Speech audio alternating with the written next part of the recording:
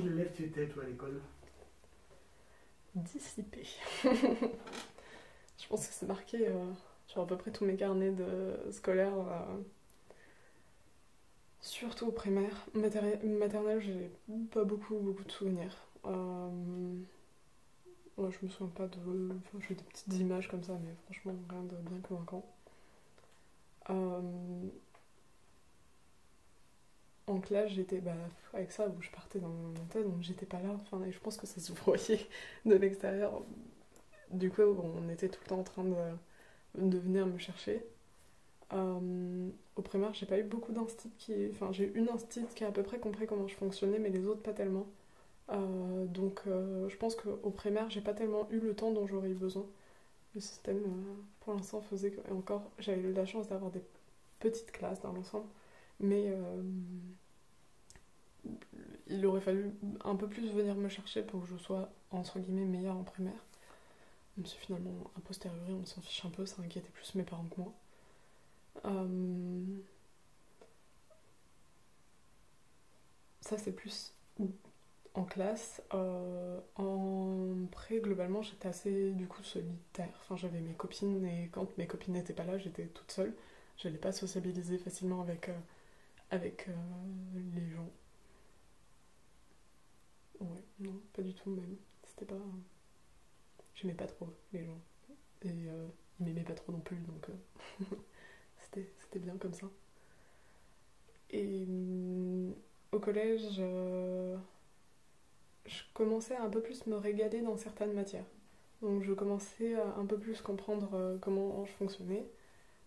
Au collège, j'ai eu des profs géniaux, vraiment. Euh, ouais. Et qui ont réussi à me faire, à commencer en tout cas à me donner ce goût d'apprendre des trucs. Euh, donc ça, c'était beaucoup plus chouette. Et en tout cas, des profs qui faisaient. J'ai eu plein de profs qui faisaient l'effort de nous proposer des choses différentes, l'effort de nous proposer des méthodes différentes, ou en tout cas de pas faire que la base de leur travail, on va dire, mais euh, qui aimaient ce qu'ils faisaient, un prof particulièrement qui avait comment dire, une rage de transmettre, quoi. Enfin, c'est un truc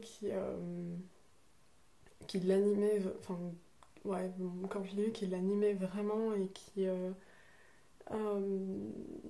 il voulait nous transmettre, il nous racontait que lui, c'était l'école qui lui avait apporté quelque chose et on sentait que vraiment il avait envie de reproduire ça, de nous apporter quelque chose et de nous amener en voyage à Carcassonne, à Rome, c'est des souvenirs vraiment incroyables.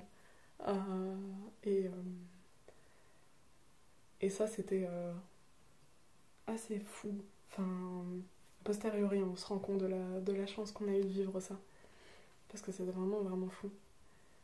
Et au lycée, j'ai commencé à devenir meilleure, enfin meilleure, ou en tout cas le travail était moins laborieux, quoi. Au primaire, je passais des heures sur mes devoirs, mais j'étais pas concentrée, donc ça marchait pas du tout. Euh, donc on se disputait au primaire beaucoup avec mes parents. Enfin, je me faisais beaucoup gronder parce que ça marchait pas, quoi. Pendant l'étude, là, l'heure et demie où je pouvais faire mes devoirs, bah non, moi j'allais courir dans la cour de récré, quoi. Ça m'intéressait pas du tout ce qu'on me racontait. Et au lycée, c'est devenu plus facile. Donc à partir de là, j'ai commencé à vraiment me régaler, à comprendre que que les sciences m'intéressaient vraiment beaucoup plus que le reste, que les langues, c'était très franchement pas mon truc. Même si j'ai eu des. Non, j'ai même pas vraiment eu des bons profs parce que j'ai eu une bonne prof, mais elle est tombée enceinte au bout de 3 mois, du coup après on l'a plus eu. Euh, j'ai même eu des profs d'histoire, enfin histoire géo, lettres, en tout cas des matières plus littéraires qui ont été super chouettes. Bon, j'étais pas douée pour autant, mais en tout cas, je sais qu'ils ont réussi à me faire passer quelque chose. Euh, une prof d'histoire géo qui nous a un peu fait passer l'art de la méthode. Euh, Ce qui est assez intéressant, mais en tout cas de la méthode scientifique. Euh, Ça, c'était vraiment bien. Et après, en terminale, j'ai eu des profs de physique et d'SVT qui étaient vraiment bien. vraiment très très bien. Et qui, qui m'ont dit, mais c'est eux qui m'ont dit, mais parce que, alors, quand ça vient des parents, c'est pas la même chose. Mes parents me l'ont répété toute ma vie. Et qui m'ont dit, mais si, tu peux le faire, alors fais-le. Et c'est comme ça que j'ai pu me lancer après facilement vers la première année de médecine, sans me dire que c'était quelque chose d'insurmontable. On me dit, mais tu vas le faire et tu as la capacité de le réussir. Parce que quand c'est les parents qui te disent, on dit, oui, c'est les mots de l'amour, hein. Vous êtes sympa, mais vous vous rendez pas du tout compte. Quand c'est les profs, ça résonne différemment. Et qui, du coup, particulièrement le prof d'SVT, a réussi à vraiment. En tout cas, il est venu me chercher et il m'a pas lâché de toute l'année. Les moments où il voyait que je lâchais, il mettait un bon coup de fouet, quoi. C'est très impressionnant, un peu le patriarche, quoi. Et il n'avait pas envie de se faire engueuler par ce prof-là, donc fallait filer droit. Et là, je me suis vraiment régalée. Et là, du coup, je suis devenue excellente en SVT parce qu'il était venu me chercher, quoi. Et grande fierté, j'ai eu 19 sur 20 en SVT au bac parce que. Mais je sais que par ça, enfin, c'était facile. Et j'ai jamais travaillé la SVT chez moi. Je faisais les exercices qu'il nous demandait, mais je relisais pas mes cours, c'était pas nécessaire. Il enseignait tellement bien que je comprenais tout. J'embêtais tout le monde parce que je levais tout le temps la main pour poser toutes mes questions. Et il m'a vachement encouragée là-dedans en me chercher, ou de temps en temps elle me disait, je t'y réponds pas maintenant parce que c'est pas le sujet du cours, mais tu viens à la fin du cours. Et si je partais à la fin du cours, elle venait me chercher en disant, il faut que je réponde à ta question, quoi. Et ça, je trouvais ça trop bien. Il avait presque plus l'allure d'un prof universitaire que le lycée, quoi. Et ce qui m'a permis par la suite d'aller plus facilement vers les études, en fait. Parce que j'avais eu cette rigueur, la méthode, j'avais eu tout ça, et une bonne dose de culture générale. Et c'était que de l'école publique. C'est important pour moi de le préciser. Et c'était que de l'école publique, du coup. Alors, avant d'aller sur la fac, est-ce que tu peux nous dire le nom des écoles, collèges et lycées? Ouais. Et aussi les noms des profs qui m'ont marqué. Donc, à l'école primaire, j'étais à Georges Clémenceau, du coup, à Metz. Enfin, j'avais fait mon CP à l'Éliante. À l'époque, ça se faisait comme ça. On faisait, je crois, CP, c'est à l'Éliante, et ensuite on allait à Clémenceau pour le reste. Ensuite, donc, le collège, c'est le collège Jean Jaurès à Metz. Les profs qui m'ont marqué là-bas, c'est alors des profs que j'ai eu qu'en 6ème en maths et en anglais. C'était, alors en maths, il me semble que c'était Madame Debion, et en anglais, j'ai oublié son nom. Bon, en fait, elle était vraiment super chouette, mais en tout cas, qui avait commencé à nous transmettre des choses super chouettes en anglais. En français et en occident, du coup, j'avais Monsieur Asensio, qui est extraordinaire, et qui m'a aussi transmis la passion du théâtre, où il nous a fait jouer des pièces de théâtre en 6ème, et c'était trop bien, vraiment. C'est des souvenirs uniques, quoi. Ouais.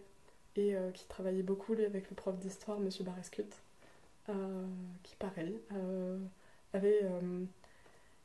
se contentait pas de. Alors, lui, ce qui était super intéressant, et que j'ai compris aussi beaucoup par la suite, c'est que. Alors, en plus, je l'ai eu mes 4 ans de collège. Donc, je l'ai eu de la 6ème à la 3ème. Et lui, ce qui était super chouette, c'est qu'il nous faisait vraiment passer de la méthode primaire à la méthode rédaction lycée tout au long. Donc, c'était où on devait de plus en plus rédiger au fur et à mesure des années. Il y avait toujours quelques questions sur lesquelles on pouvait glaner des points parce que c'était du par cœur, des dates, des choses comme ça. Et puis ensuite de la rédaction où il allait de plus en plus loin. Et il notait très sévèrement, mais du coup, quand on avait 12 sur 20, on dit ouais, j'ai tout déchiré. Je me souviens vraiment de ça. Ou du coup, qu'est-ce que j'ai taffé l'histoire géo chez moi parce que mes bulletins n'étaient pas terribles du tout en histoire géo. Mais où du coup, par la suite, le lycée n'a pas été une transition trop violente pour moi. La transition de l'histoire géo qu'il avait faite tout au long du collège était super fluide pour la suite. Et en plus, il était vraiment super intéressant et aussi très passionné par ce qu'il faisait. Quand on était à Rome, je me souviens, par exemple, avec ma meilleure amie, dans les chapelles, il pouvait nous parler, enfin, dans les chapelles des églises, tous les lieux, ils pouvaient vraiment nous parler pendant des heures. Nous, on buvait leurs paroles, c'était trop trop bien.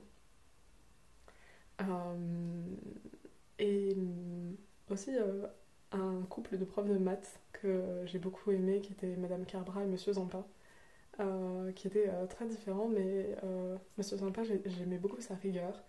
Et c'était un prof qui te laissait pas te planter aussi.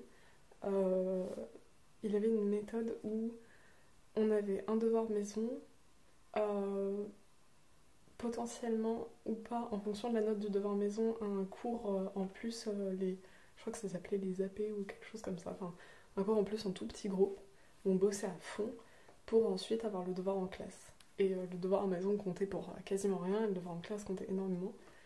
Et en maths, je m'en sortais vraiment bien, donc la plupart du temps, ça allait.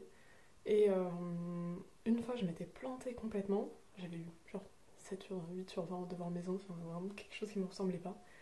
Et je me souviens avoir travaillé, m'être arrachée pendant 7 heures pour avoir une super note au devoir en classe et me dire ah ok, en fait c'est à ça que ça sert. Il y avait quelques élèves qui étaient un peu abonnés, ceux qui avaient plus de difficultés en maths qui y étaient tout le temps, mais ils, ils lâchaient pas quoi. Enfin, ils venaient nous chercher et ils essayaient vraiment de faire sortir le meilleur de nous-mêmes. Et après, donc au lycée, j'étais à Paul Valéry à 7, avec une super côte qui donne de très bonnes cuisses en tout cas. Et les profs de terminale, donc en seconde, enfin, parler, j'ai eu une prof de français aussi qui était vraiment géniale. C'était la première fois qu'elle faisait prof à des lycées. Et, et ce qui est marrant, c'est qu'elle avait 23 ans. Donc c'était vraiment, elle était toute jeune. Donc la première fois quand elle est arrivée en cours, on n'a même pas compris que c'était notre prof. Et elle s'appelait Madame Thomas. Et elle m'a donné un goût de la lecture et de l'art en général. En tout cas, de comprendre les mouvements, les différents mouvements, comment elle reliait souvent des tableaux aux livres qu'on était en train d'étudier, des choses comme ça. Et vraiment, elle avait été super chouette. Et après, elle était partie du lycée, elle était restée très peu de temps. Mais je m'étais vraiment régalée. Ensuite, en SVT, j'avais donc le principal prof, c'est Monsieur Tartière, qui est. J'ai appris qu'il allait bientôt partir à la retraite là, mais en tout cas, c'était quelque chose comme personnage.